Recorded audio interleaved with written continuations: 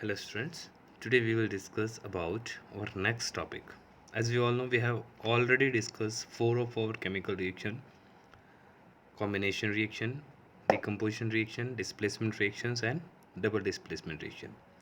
In double displacement reaction we have discussed that an insoluble solid is formed as a product. Okay, and that insoluble solid is known as precipitate. Hence we have concluded that all the examples of double displacement reactions are also the example of precipitation reaction. That means we can say double displacement reactions are precipitation reaction only. Now let us discuss this also once. Precipitation reaction. These are the reactions in which aqueous solution of two compounds react to form an insoluble compound which separate out as a solid, and that solid is known as precipitate, and the reaction which involving the formation of this precipitate is known as precipitation reaction. Okay, sometimes that insoluble solid is also formed when a gas is passed through a solution, then also it is known as precipitation reaction. Okay, let's see few example. First example we have discussed in the first, that is double displacement reaction, that when barium chloride react with sodium sulfate, barium chloride with sodium sulfate, they form barium sulfate and sodium chloride. In this, these two are aqueous solution, means solution in water, and this is precipitate, means in solid form and in aqueous form. Okay, now let's see the next example. The next example is when carbon dioxide gas is passed through lime water. Okay,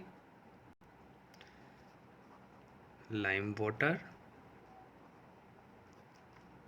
when added with carbon dioxide gas,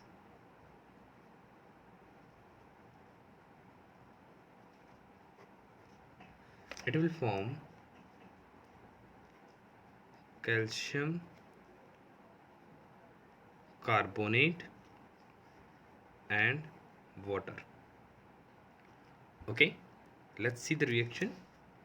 Lime water, the formula is, this is also known as calcium hydroxide.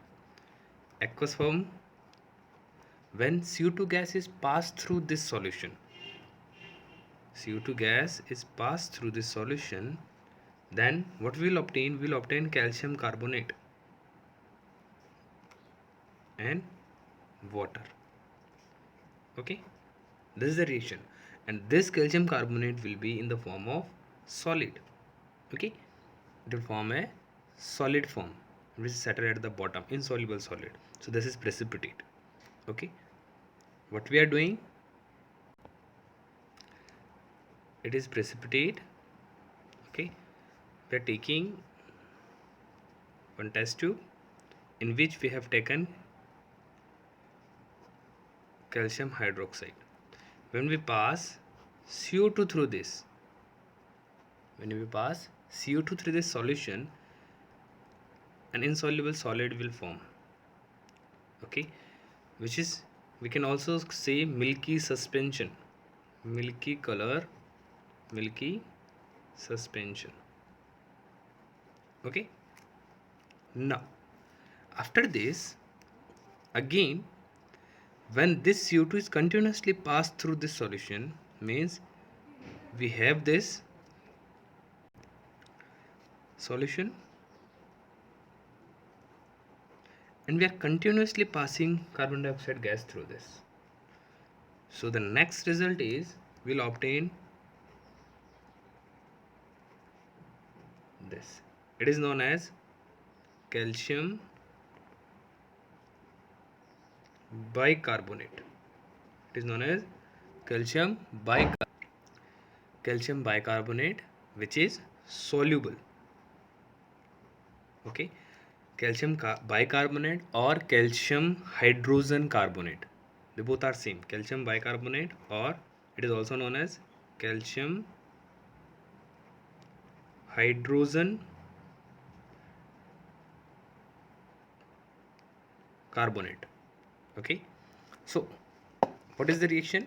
When CO2 is passed through lime water, it will form an insoluble product, calcium carbonate, which is milky in color, okay, with water. Okay, and when excess of CO2 is passed through the same solution, this, okay, then we will obtain a soluble product, okay, and which is calcium bicarbonate. Or what can we say? This is example of precipitation reaction, and that when precipitation reaction is formed and this milky suspension is formed, excess of CO2 will convert this precipitate into a soluble compound. Okay, and this milkiness disappear when this calcium bicarbonate is formed. Okay, the next reaction is neutralization reaction. This is a reaction in which when acid react with base to form salt and water. Okay, when acid react with base to form salt and water. We already discussed this in previous classes. What is acid? What is base? They react together to form salt and water. This reaction is known as neutralization reaction. Let's see few for example. Acid, hydrochloric acid. This is acid. When react with base sodium hydroxide, they will form salt, sodium chloride with water. Okay. Second example.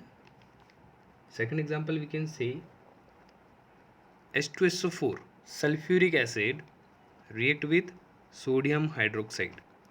Again it will form sodium sulfate plus H2O.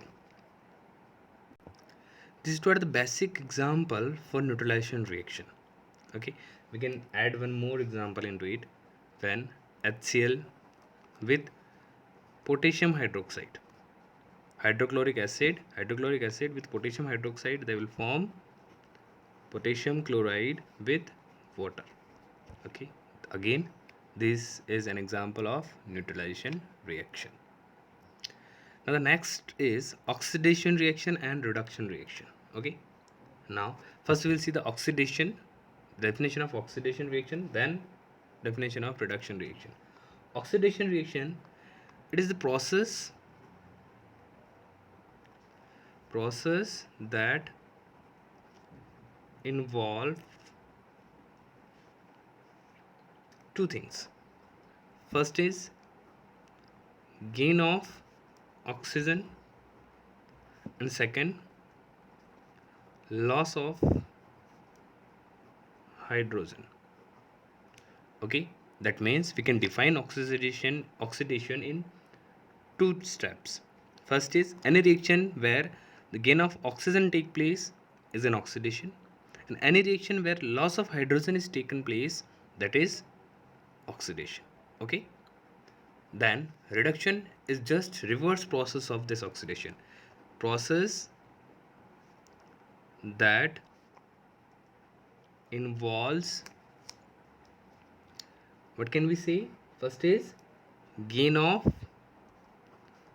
hydrogen, and second is loss of oxygen.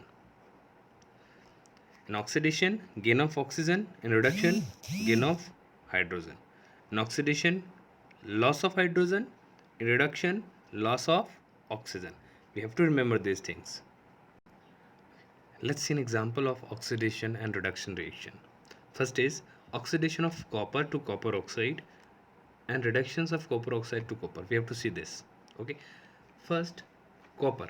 This is the formula for copper. When copper is reacted with oxygen, it's in gaseous form, it is in solid, we'll obtain copper oxide. Okay, as you are observing, this is not balanced. How to balance? This is balanced. Copper with oxygen form copper oxide. We've taken a glass tube, we've made this arrangement, and we have taken in copper powder. From here we are passing air, means oxygen. When this oxygen is passed through this, it will react with copper and form copper oxide. Okay, the color of copper is reddish brown. The color of copper is reddish brown, and the color of copper oxide is black in color. Okay, so that reddish brown will convert into blackish copper oxide, then we will say it is copper oxide. Okay, now what we are observing, copper is gaining oxygen. Copper is gaining oxygen, then it become copper oxide. So what we are saying, it is oxidation. Gain of oxygen is oxidation. Okay, now we are continuing with this heating process, but instead of air, now we have changed the gas medium, that is hydrogen. What we are passing now? Now we are passing hydrogen from it. Okay, instead of normal air we are passing, or instead of oxygen we are passing hydrogen from here. So we have already one compound, that is copper oxide with us, which is black in color. Okay, and we are passing hydrogen now. We are passing hydrogen. So what will happen, this hydrogen will react with copper oxide, so again that will form copper and water vapor. Okay, means this black color will again change to which color?